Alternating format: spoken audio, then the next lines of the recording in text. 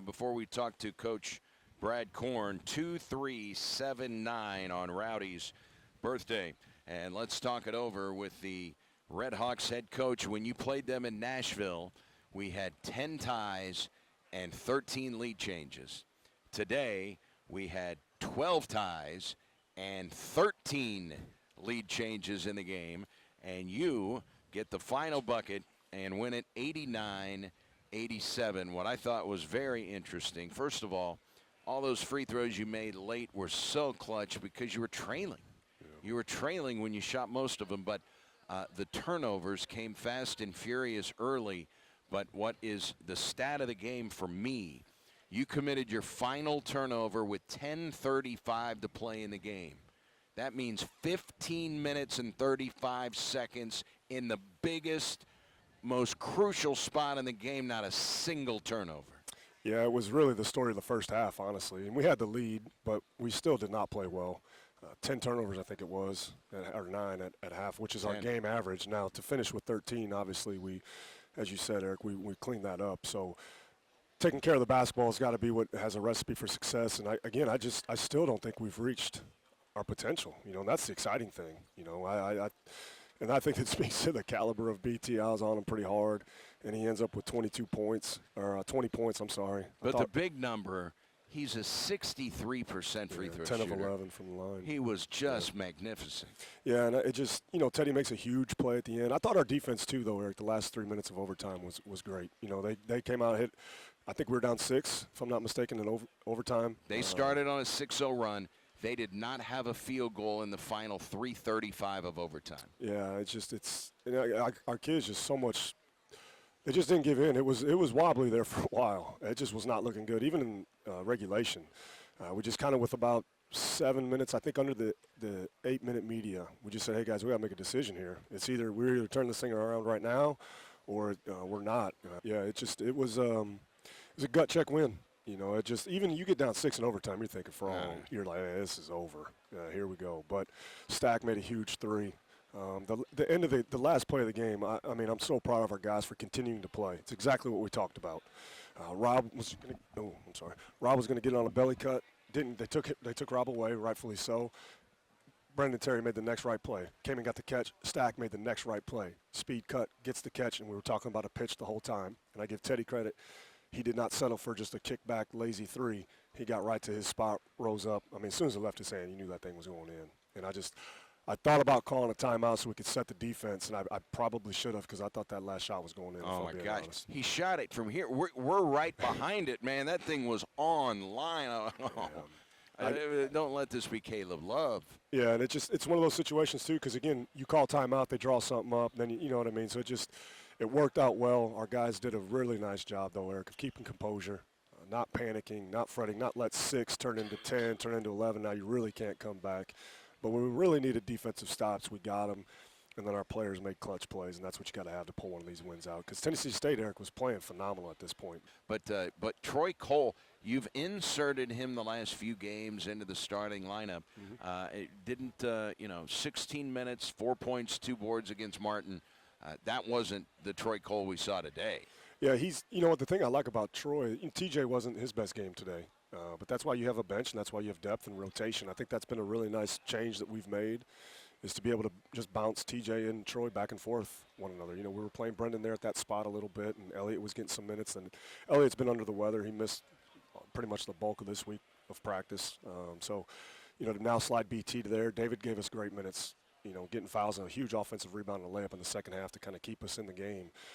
But Troy that's probably one of the best games he's had, Eric, since UMKC. Just all around, his energy, his presence. We've got to get him a little bit better defensively. He was part of that little scoring barrage that went on around the rim a little bit. But he brings a good energy every time. If his spirit and his energy is like that, that's huge for our guys. What play did you draw up there? Did you drop a play to Rob to take the shot? I'm sure you had a play that had multiple options. Yeah, so initially Rob was going to be so what ended up happening with Stack was really supposed to have been Rob. But the same thing, Teddy playing behind on a pitch, a la Villanova when they won the national championship. It was the same type of a play. Because the possession before, Eric, they were pressuring us full court. So Brendan was up there to ball screen in the backcourt to let Rob get on the run. So if you're going to pressure us full court, the best thing Rob's got is, I mean, with 8.5, I mean, he's fast as lightning. We're just going to go. And we got to live with the result at that point. You know, I can't draw the ball into the basket. The player's got to make the plays. And so we were just going to try to get Rob going as fast as he could. He had done really, really well in the middle third of the floor, but they took Rob away. So then BT came back to the ball. Now Braxton was the next guy to come downhill, and Braxton did the exact same, did a great job. He pushed it, pitched it back to Teddy, and again, Teddy did not settle. He turned that thing to the middle and got to his spot. I'll give Teddy credit. He took shooting this week, and really the last couple of weeks, his reps have been game-like every day in practice. And so now when you get in those moments in the game, and you've heard all the great players talk about it, when it comes game time, I just do what I've done in practice. And Teddy hasn't messed around on his shooting in practice, and that was a game shot that he's done in practice all for the last 2 weeks at that pace. How about the decibel level there when you won the game after the shot by Teddy? Everybody was on their feet. There are times when you get a really big crowd here, and man, you want to win so bad for the fans, and it doesn't happen, and you're like, man, boy, we had an opportunity to really seize maybe some new fans that loved what they saw, and maybe they'll come back. I don't know that you could have had a better game for the fans than what we had today. Yeah, and I mean, we really needed them. Again, you get down 6, you get down 8. We got down 9, I think it was. Maybe it was at the largest lead, 9, or was it even to 11? 9. You know, so you need that. Our guys need that. And they can feel that and understand that. So it was. You only led for 7 minutes in a 45-minute game. I know one time we played Edwardsville, Eric, we led for like 0.3 seconds. So, hey, wins and wins. As long as we blow them out by 1, we'll take it. But, yeah, the crowd, the atmosphere, you can feel it growing, Eric. I think you can feel it just even sitting here calling games. And I think our players have done a good job of making people want to come and see them play. Again, we play a good brand of basketball.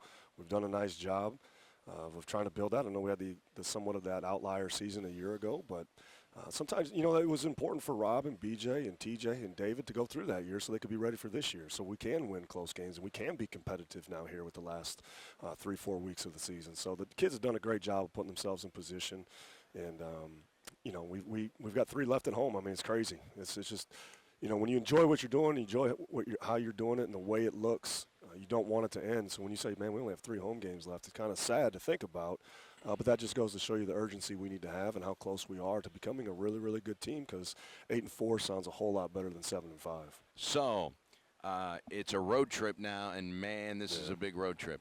The team that leads the league, you see them Thursday, Morehead State, and they handled you here earlier. So I know you're going to have a game plan going for Morehead State. Then it's at Southern Indiana in Evansville, and then you turn around Tuesday and head to Little Rock. And they've dropped 2 in a row, but they're up 10 with 7 minutes to play at home against Martin.